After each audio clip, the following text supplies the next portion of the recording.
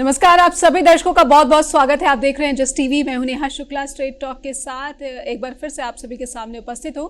आज straight talk में हम समझने जा रहे हैं कि इजराइल ईरान पर हमले के रूप में क्या एक्शन प्लान बना रहा है या किस तरीके से वो ईरान के मिसाइल हमलों का जवाब देने की योजना बना रहा है। आखिर उसकी रणनीति क्या दिख रही है कि वो किस तरीके से ईरान को जवाब देने की कोशिश कर सकता है।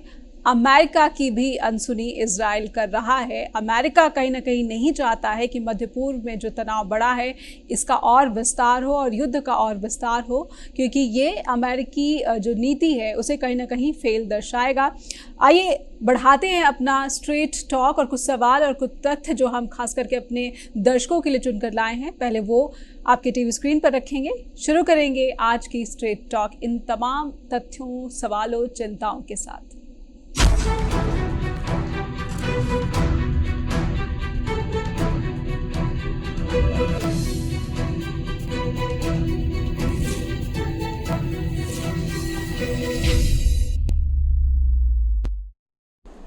तो सबसे बड़ा सवाल यही कि इजराइल के इरादे क्या हैं। क्या वो ईरान को नेस्तनाबूद करना चाहता है, जो कि कहीं ना कहीं अमेरिका का भी इंटेंशन दिखता है।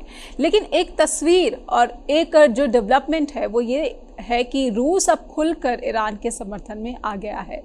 ये बढ़ती रूस और ईरान की जो नज़दीकियां हैं, ये जो पश्चिम देश हैं, इजराइल और अमेरिका की जो रणनीति है उस पर क्या भारी पड़ सकती है। कुछ ऐसे ही मिलते जुलते और भी सवाल हैं जो हम चाहते हैं कि पहले अपने दर्शकों के सामने इन सवालों को रखें और उसके बाद अपने आज के खास जो एक्सपर्ट एनालिस्ट हैं उनसे आपका परिचय कराएंगे। पहले ये नज़र डालिए आप अपने टीवी स्क्रीन पर, जो कि आज के सवाल हैं कि लेबनान में जो इजरायली ऑपरेशन चल रहा है अब उस पर गंभीर सवाल उठने लगे हैं, क्योंकि यूएन पीस कीपर्स जो संयुक्त राष्ट्र की इमारत है उस पर इजरायली टैंक ने हमला कर दिया। इसमें 2 इंडोनेशियाई मूल के जो पीस कीपर्स हैं वो घायल हो गए हैं और इसी वजह से इटली हो, फ्रांस हो, कुछ ऐसे इंडोनेशिया, इन सब देशों ने इजराइल से जवाब तलब किया है।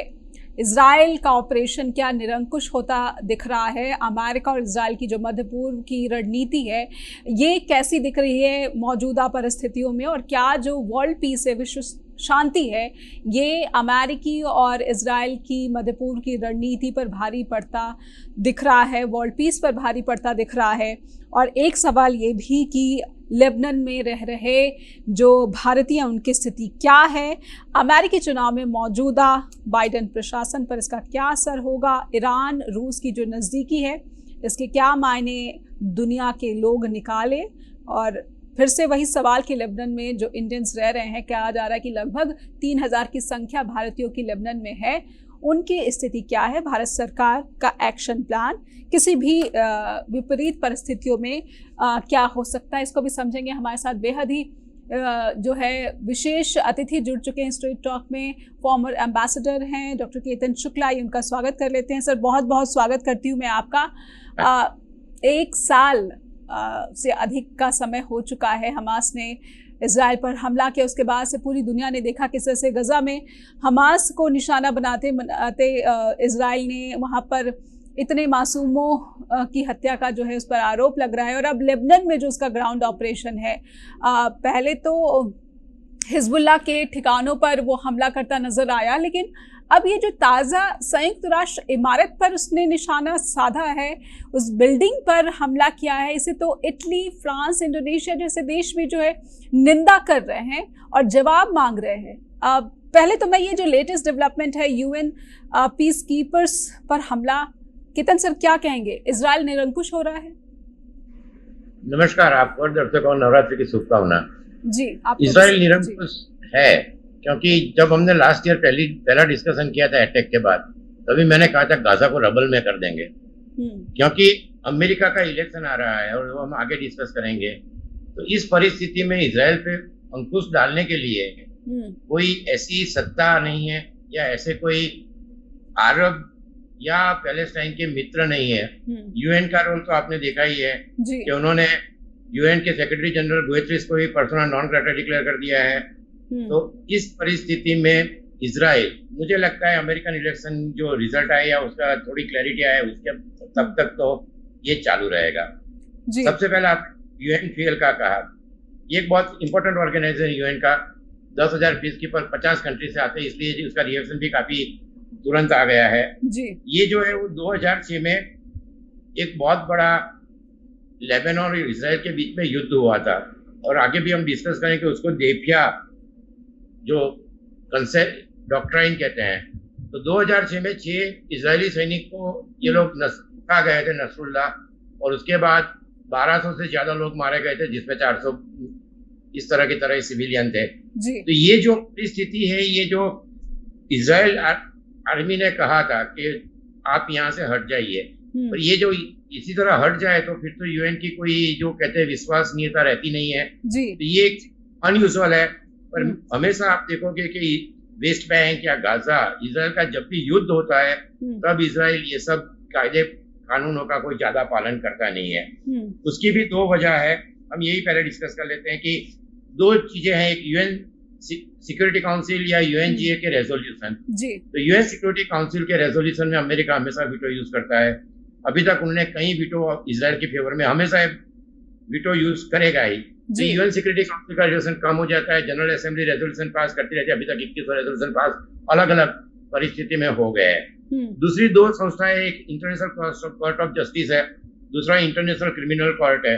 अब इंटरनेशनल क्रिमिनल कोर्ट डिसाइड कर रही थी कि भाई हम नेतान्याहू और यू गैलेंट के अगेंस्ट वारंट निकालेंगे, और साथ में इस्माइल हानिया, याया सिनवर और मोहम्मद डेब के अगेंस्ट निकालेंगे, और इसमें तो 200 मारे गए हैं, तो वो तो 2 विड्रॉ हो गए।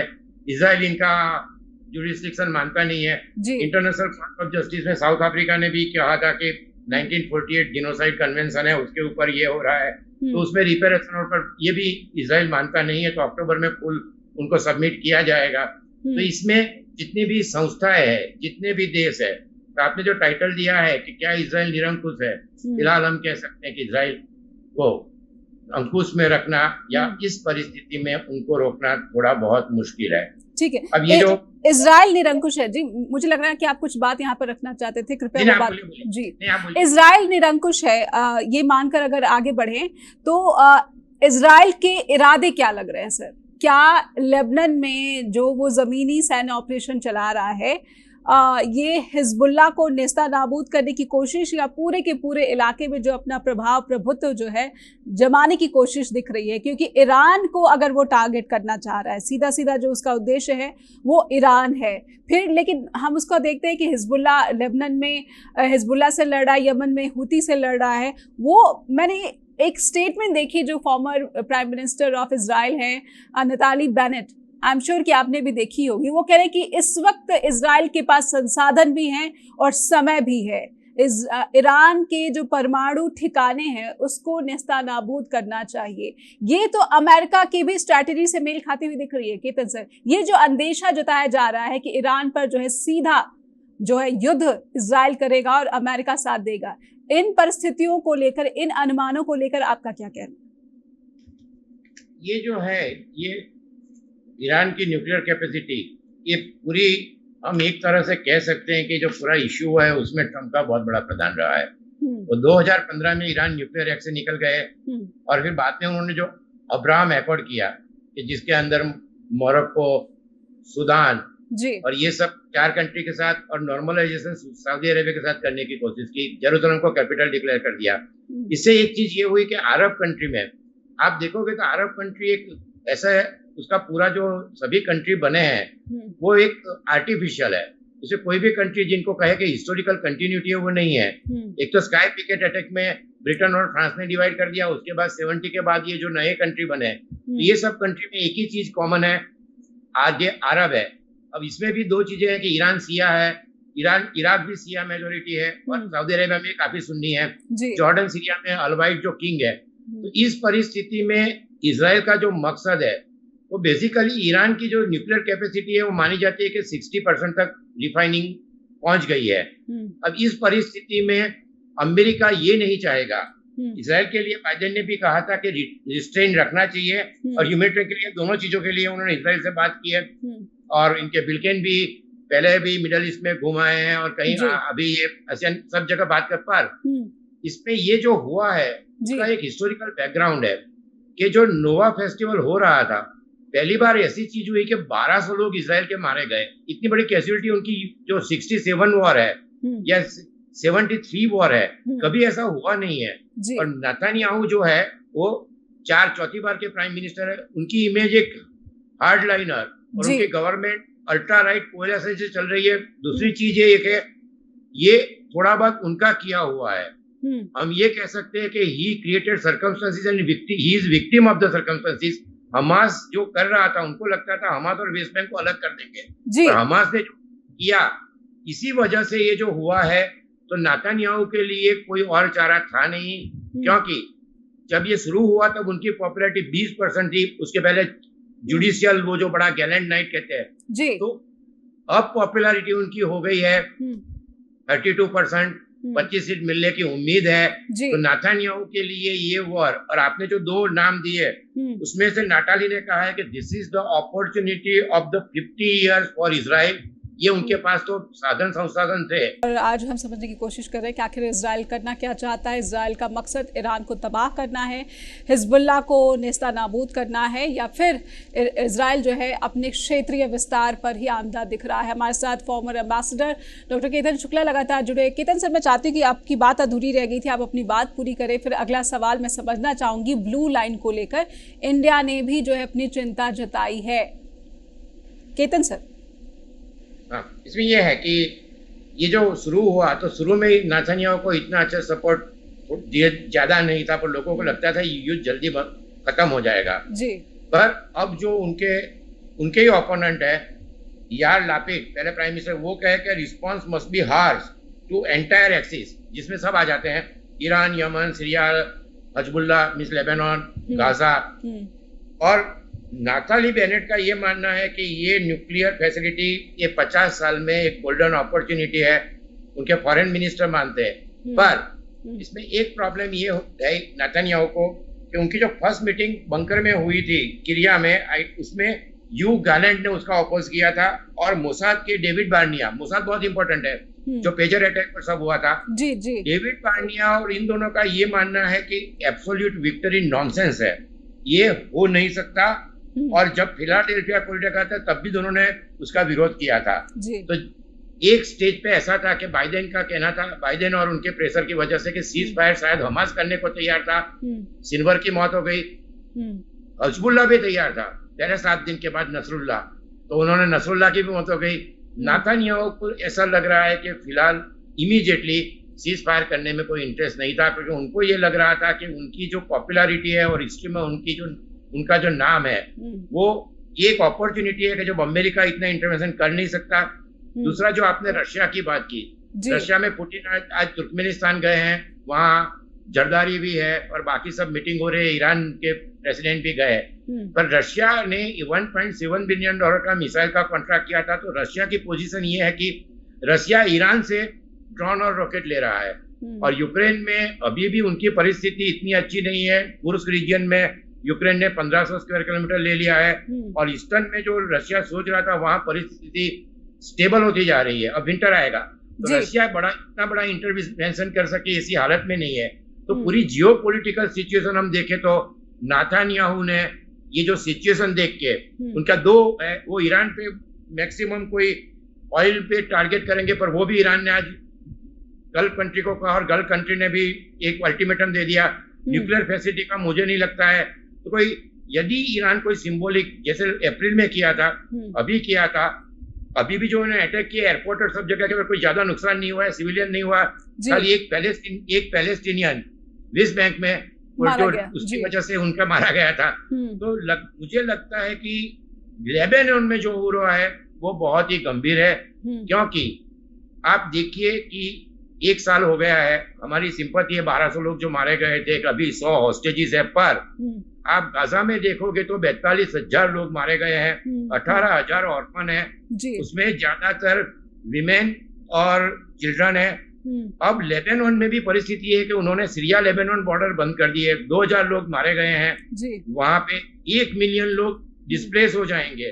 तो आप देखोगे कि जो ज्यादातर कैजुअलिटी, और उसमें मैंने जो कहा डेफा करके एक रीजन है कि जो 2006 में अटैक हुआ था, नसरुल्लाह जहाँ मारे गए, वो सिविलियन एरिया है, और हमेशा वहाँ बहुत बड़ा नुकसान होता है। तो ये बहुत ही दुखद कह सकते हैं कि सेकंड वर्ल्ड वॉर के बाद बहुत दुखद घटना है कि जहाँ सिविलियन सिविलियंस रिहायशी डेंसली पॉपुलेटेड रिहायशी इलाकों को इजराइल टारगेट कर रहा है लेबनान में। मैं ये समझना चाहती हूँ, अभी आपने एक बात कही कि जो मोसाद के जो टॉप ऑफिशियल है ही एडमिटेड कि एब्सोल्यूट जो विन है, जो जीत है वो नहीं हो सकती है। और साथ ही साथ हम ये भी देख रहे हैं कि लेबनान हो या गजा हो, कहीं ना कहीं जो अंतर्राष्ट्रीय नियम कायदे कानून है इसका इजराइल पालन नहीं कर, और इसमें उसका साथ दे रहा है अमेरिका। क्या रूस के जो राष्ट्रपति पुतिन कहते आए हैं, जब अंतर्राष्ट्रीय नियमों की बात आती है तो अमेरिका मनमानी करता हुआ दिखता है, इजराइल मनमानी करता हुआ दिखता है, लेकिन यही बात जब रूस के संदर्भ में आती है तो उस पर पाबंदियां लगा दी जाती। अब इस दिन जब हम आपसे ये बात कर रहे हैं, क्या इस मामले पर बार बार अमेरिका एक्सपोज हो रहा है, इजराइल एक्सपोज हो रहा है कि वो किसी नियम कायदे कानून को नहीं मानते, ना वो संयुक्त राष्ट्र को मानते हैं, ना वो यूनिफिल को मानते हैं, और यही वजह कि हम देख रहे हैं कि 2 Indonesian peacekeepers they are injured in Israeli attack in Lebanon. इसमें ये है कि आप पूरी उनकी हिस्ट्री देखो 1948 से जी, तो इजराइल एक ये जो कंसेप्ट है इजराइल का कि इजराइल का ये वॉर ऑफ सर्वाइवल जैसा हो जाता है, जैसे कि 48 में वॉर हुई थी, 67 में हुई, 70, तो ये हर बार जो वॉर होती है तो इसमें ये है कि गलती तो सबसे बड़ी मैं ये मानता हूँ कि इनको इजराइल को इतना बड़ा एक्सक्यूज दोनों को नहीं देना चाहिए था। नसरुल्लाह ने गलती की है और सिनवर ने तो बहुत बड़ी गलती की है। दूसरी चीज ये है कि ये जो मिडल ईस्ट है, पैलेस्टीन, ये अब्राहम एक्कॉर्ड के बाद इसका बहुत कम हो गया है। इवन हमारी फॉरेन पॉलिसी आप देखोगे तो डीहाइफेनेटेड फॉरेन पॉलिसी कहते हैं कि जिसमें दोनों कंट्री को अलग अलग तवज्जो दी जाएगी। इवन इंडिया ने 2 यूएन रेजोल्यूशन जो ह्यूमैनिटेरियन थे उसमें एब्सटेन किया था। 17 में हमारे प्राइम मिनिस्टर गए थे इजराइल, जनरली हमारा गाजा दोनों जगह विजिट होती है, 18 में वो गए थे वहां पे भी रामल्ला में। तो इसमें एक चीज ये हो गई कि अरब यूनिटी पहले जैसी रही नहीं है। जॉर्डन, इजिप्ट और बाकी कंट्री का इजराइल के साथ एकॉर्ड हो गया है। ईरान की इमेज ऐसी है कि सभी कंट्री में उनके जो नॉन प्रॉक्सी एक्टर है, जैसे कि हुथीज है, ये हमास है और ये है, तो इन्होंने बेसिकली इसमें दिक्कत ये आ रही है कि मिस सभी चीजें गलत है, पर इजराइल के ये जो लोग हैं उन्होंने कोई जो रहते हैं वो सिविलियन एरिया में रहते हैं, उन्होंने कोई बिलियंस ऑफ डॉलर मिले, कोई स्कूल नहीं बनाई है, कोई हॉस्पिटल नहीं बनाया, कोई इंफ्रास्ट्रक्चर वेस्ट बैंक या गाजा में डेवलप नहीं किया है। लेबनान में सरकार है, वो सरकार आपको पता है कि वो इतनी अनस्टेबल है कि हिजबुल्लाह उसके पहले जो था वो लेबनान एक जमाने में बेरूत को पेरिस ऑफ मिडल ईस्ट कहते थे। तो इस परिस्थिति में मुझे लगता है कि गाजा तो अब हमास का कोई ज्यादा रहा नहीं है। ये मोसाद का जो कहना है इसका ये है कि ये सब डिस्ट्रॉय होने के बाद भी हम ये नहीं कह सकते कि आतंकवाद खत्म हो जाएगा। तो अभी फिलहाल जो मस्क्यूलर इनका जो अप्रोच था हमास और हिजबुल्लाह का कई सालों तक, बहुत बड़ी दिक्कत होगी।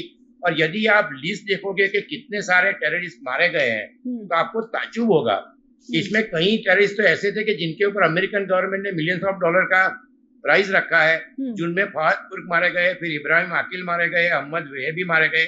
इब्राहिम आकिल पे $7 मिलियन का प्राइस था जो बेरूत ब्लास्ट के थे। उसके बाद मोहम्मद कुरूट, हसन नसरुल्लाह, नायब, तो जो इनकी पूरी कहते हैं कि पूरी कंप्लीट हिरार्की है उसका ये है। तो ये मुझे लगता है कि अब थोड़े दिन में शांति होगी, पर ये अमेरिकन इलेक्शन के रिजल्ट के पहले मुश्किल लग रहा है। समझने की कोशिश करेंगे कि अब ये जहां पर पहुंच गए हैं, और योआव जो गैलेंट है वो वाशिंगटन जाने वाले थे, लेकिन प्रधानमंत्री इजराइल के जो प्रधानमंत्री बेंजामिन नेतन्याहू, उन्होंने उनकी यात्रा जो है रद्द कर दी है, क्योंकि वो जो ईरान है उसके खिलाफ जो है हमले का प्लान बना रहे हैं, और इसीलिए वाशिंगटन यात्रा इजरायली रक्षा मंत्री की रद्द कर दी गई। हालांकि कुछ समय पहले ही बाइडन ने नेतन्याहू से फ़ोन पर बात भी की थी। इन सब डेवलपमेंट्स को कैसे देखा जाए? केतन सर, मैं समझना चाहती हूँ कि काफ़ी कुछ तेज़ी से बदल भी रहा घटनाक्रमों पर। मैं ब्रेक पर जाने से पहले मैंने यहाँ पर जानकारी देने की कोशिश की थी कि बाइडन ने नेतन्याहू से एक गैप के बाद फ़ोन पर बातचीत की है, आधे घंटे तक उनकी बातचीत थी, और योआव गैलेंट जो कि इजरायली रक्षा मंत्री, वो वाशिंगटन जाने वाले थे, लेकिन उनकी यात्रा कैंसिल कर दी बेंजामिन नेतन्याहू ने। क्या वाकई बहुत ही स्ट्रॉन्ग रिएक्शन की प्रिपरेशन चल रही है बाय इजराइल?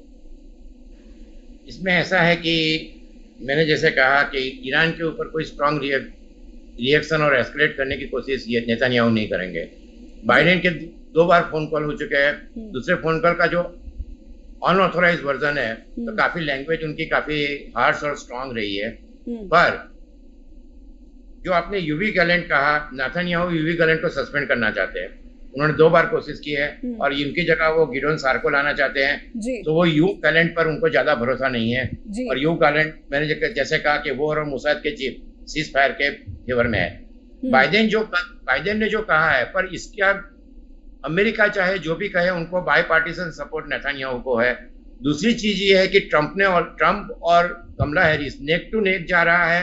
अभी तक इलेक्शन में कोई क्लैरिटी नहीं आ रही है। इवन बैटल ग्राउंड स्टेट जितने भी है, जो ब्लू वॉल कहते हैं कि एरिजोना और वो, वहां भी 1 या 2% का मार्जिन है। तो इसमें बाइडेन जो स्टेटमेंट थोड़े बहुत दे रहे हैं, पर कमला हैरिस भी, उन्होंने तो काफी अच्छा स्टेटमेंट जब नेतन्याहू गए थे तब दिया था। पर अभी परिस्थिति ये है कि जो स्टेटमेंट यदि इजराइल की फेवर में दे तो मिशिगन में अरब वोट्स बहुत ज्यादा है, जहां डेमोक्रेटिक पार्टी के लिए बहुत ही इंपॉर्टेंट स्टेट है। सेम चीज हो रही है कि जो इजराइल है उनकी लॉबी काफी स्ट्रांग है। आप जानते होंगे कि बिल्केन जू है, येलेन जू है, सेनेट के जो मेजोरिटी लीडर है वो भी जू है, सुलेमान जू है। तो जू का एक बहुत बड़ा इंपॉर्टेंस अमेरिका के पॉलिटिक्स में रहता है। और नेतन्याहू के बारे में एक चीज मैं कह सकता हूं, वो पहली बार 96 में अमेरिका गए थे, फॉरेन मिनिस्टर थे और क्लिंटन को मिले थे। क्लिंटन उनसे काफी नाराज हो गए थे। उन्होंने ये कहा था उनके जाने के बाद कि who the hell is bloody super power.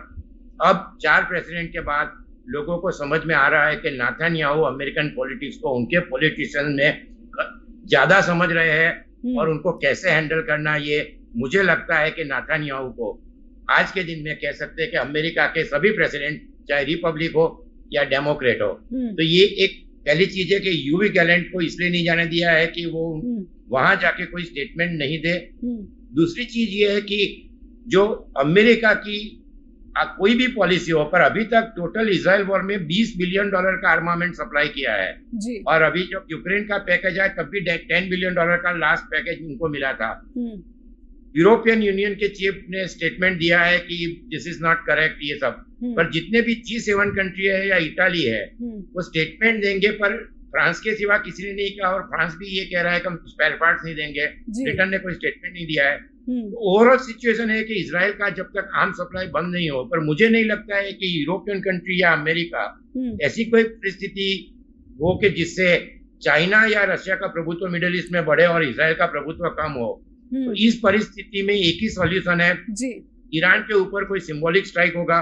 यदि ईरान और करेगा तो, पर मुझे लगता है कि जिस तरह के मैंने आपको अप्रैल में भी कहा था कि ईरान कोई ज्यादा अब आगे नहीं बढ़ाएगा, उनके लिए मजबूरी थी कि उनको करना पड़े, अटैक करना पड़ा। और कोई अरब कंट्री का सपोर्ट नहीं आया। उनके प्रेसिडेंट अभी कतार गए थे, उनके फॉरेन मिनिस्टर सीरिया गए थे, लेबनान गए, पर उससे कोई इतनी बड़ी एसीजी नहीं। और आपको एक चीज और ये देखिए कि जॉर्डन, उन्होंने जब मिसाइल अटैक हुआ तो उन्होंने कई मिसाइल डिस्ट्रॉय किए हैं। तो ये ओवरऑल ये है कि अभी इतना बड़ा कोई स्टेप होगा नहीं, इजराइल भी एस्केलेट नहीं करेगा। वो अपना जो कंसंट्रेशन है गाजा तो अब रबल हो गया है, आपने देखा होगा कि अब कुछ रहा नहीं है। कई लोग 14 बार डिस्प्लेस हो गए। अभी भी एक चीज और हो रही है, वेस्ट बैंक और गाजा में इजराइल के अटैक चालू है। वहां पे जो कह सकते हैं कि एड भी जितनी जानी चाहिए इतनी जा नहीं रही है। अब विंटर आएगा तो जो ह्यूमैनिटेरियन कंडीशन है बहुत ही पैथेटिक है। ये भी लोग अभी वेस्ट बैंक का तो बात ही नहीं कर रहे हैं, गाजा की भी बात नहीं, हम लेबनान की। तो ओवरऑल ये है कि 3 से 4 मिलियन लोग बिना पानी, बिना हेल्थ फैसिलिटी रहेंगे। सॉल्यूशन यही होगा कि सीज फायर हो और 2 स्टेट थियरी। पर ये तभी होगा कि जब अमेरिका में कोई डेमोक्रेटिक प्रेसिडेंट आए। ट्रंप आएंगे तो उन्होंने तो जेरूसलम और दे दिया था। और इजराइल में एक चीज मैं आपको कह सकता हूँ कि ये वॉर खत्म हो जाएगी, उसके बाद नेतन्याहू का वहां सर्वाइव होना मुश्किल होगा। वहां के एक शैरोन जो था 82 में वॉर जीता था, पर उसके बाद प्राइम मिनिस्टर बनते 10-15 साल लग गए थे। जुडिशरी इजराइल के लोग भी ज्यादा खुश नहीं है। गिडोन साहब ने यहाँ तक कहा है, वे होगना रासना उनका न्यू ईयर था, there is no happiness in the Israel. तो 60% लोग वॉर जल्दी खत्म हो चाहते हैं जी। पर जो वॉर सिचुएशन में पैट्रियोटिज्म इजराइल में है, इसलिए कोई इतना बड़ा जो कहते हैं कि कोई इंसिडेंट नहीं हो रहा है। पर आपको ये भी है कि ये रेफ्यूजी के लिए बहुत बड़े सरगस 4 दिन पहले पूरे इजराइल में निकले थे 8 अक्टूबर को। तो ये परिस्थिति में हम उम्मीद रखते हैं 10-15 दिन में ये थोड़ा शांत हो जाएगा, पर जो होगा वो अमेरिका के इलेक्शन के बाद पहले या उसके बाद होगा। तब तक मुझे नहीं लगता है कोई रशिया या चाइना या और कोई कंट्री इसमें कोई बड़ी चीज कर सकते हैं। जी, ऐसे में जो ईरानी राष्ट्रपति मिले हैं तुर्कमेनिस्तान में रूसी राष्ट्रपति पुतिन के साथ, पूरी दुनिया में जो ये चर्चे हो रहे हैं दोनों की मुलाकात को लेकर, ये मुलाकात के जरिए दोनों राष्ट्र प्रमुख क्या संदेश देने की कोशिश कर रहे हैं? ये उसमें से एक संदेश ये आएगा कि रशिया और ईरान और ये जो एक्सिस, और उसको जो एक्सिस ऑफ इविल कहते हैं, Russia, China, Turkey and Iran, तो और बाकी जो कंट्री उसमें पाकिस्तान है और सेंट्रल एशिया के कंट्री है। मैंने जैसे कहा कि रशिया की एक तो first thing, Russia is now not super power, वो मिलिट्री चाइना का सब्सिडियरी पावर हो गया है।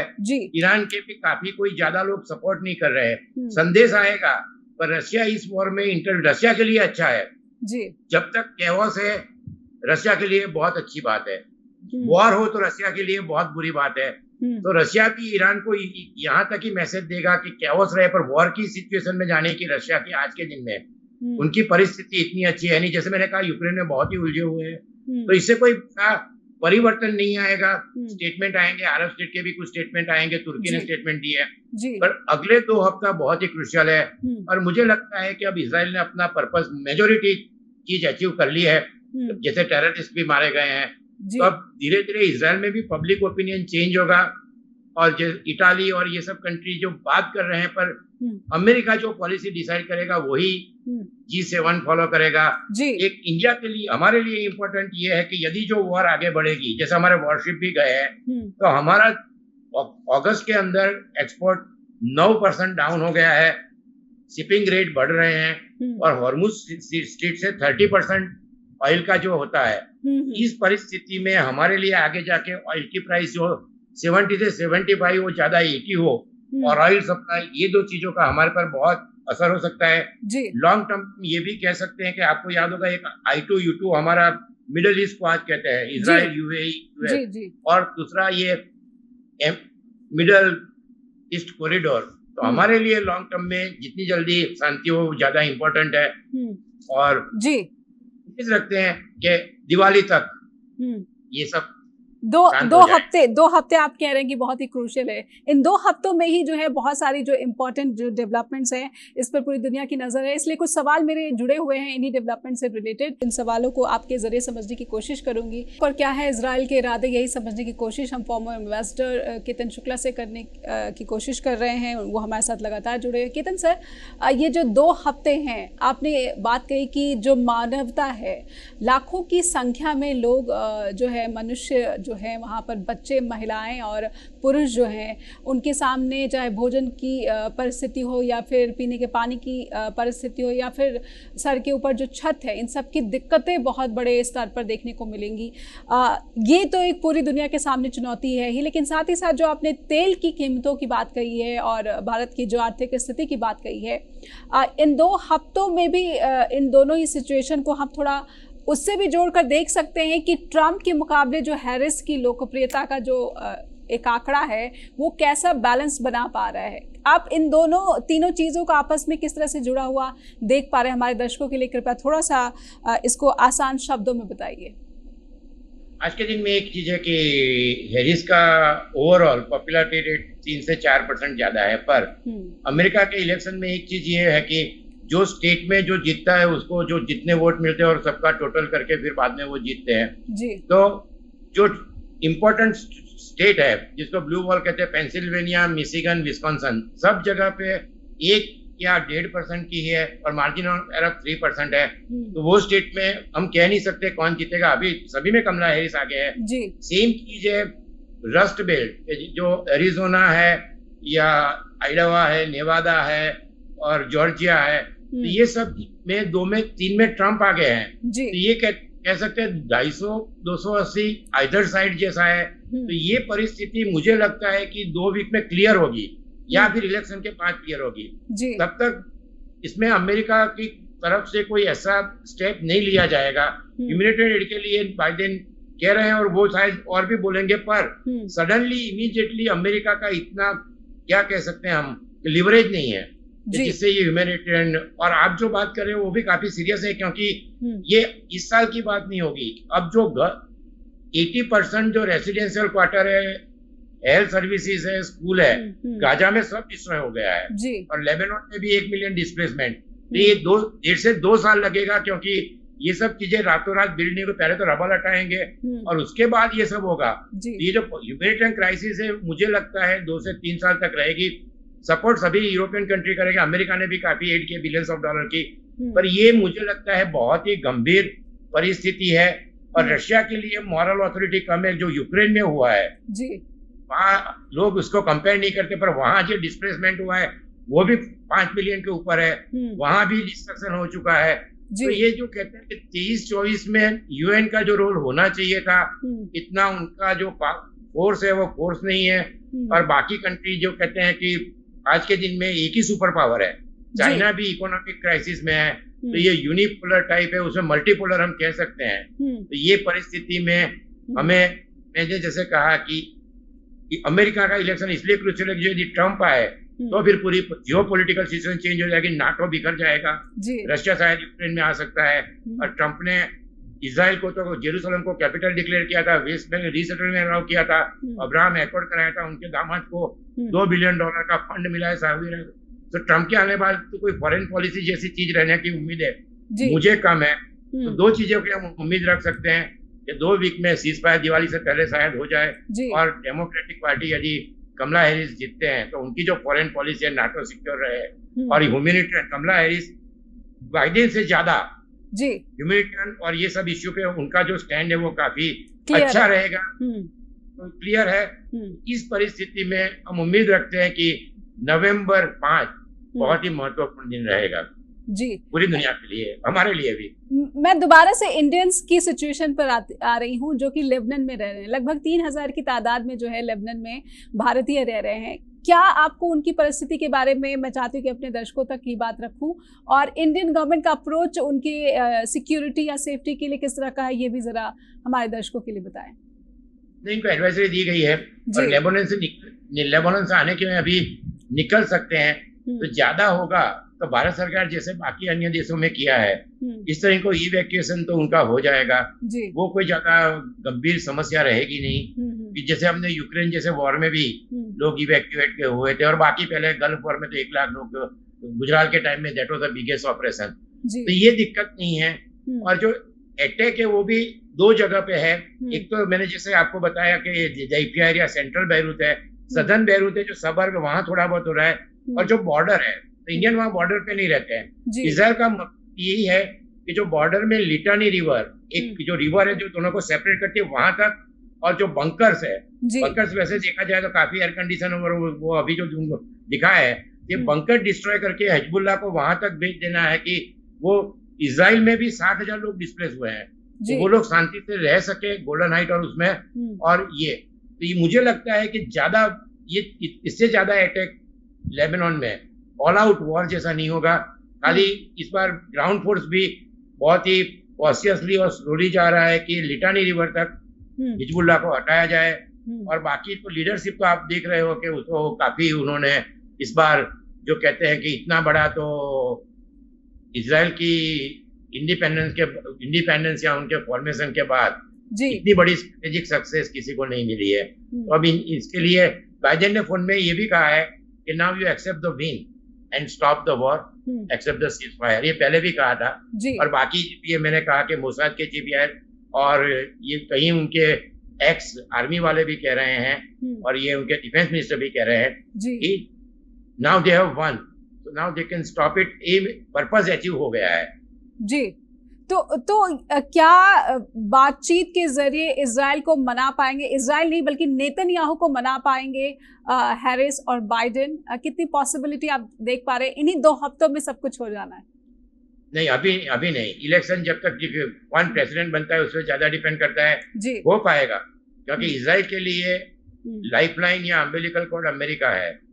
और आपने देखा होगा कि जितने भी अटैक कैंप डेविड हुआ था या उसके बाद जो ऑस्लो एकॉर्ड हुआ था, अमेरिका का रोल बहुत महत्वपूर्ण रहा था जी। और अमेरिका के बिना इजराइल का सर्वाइवल नहीं, और इजराइल की पब्लिक भी पीस चाहती है।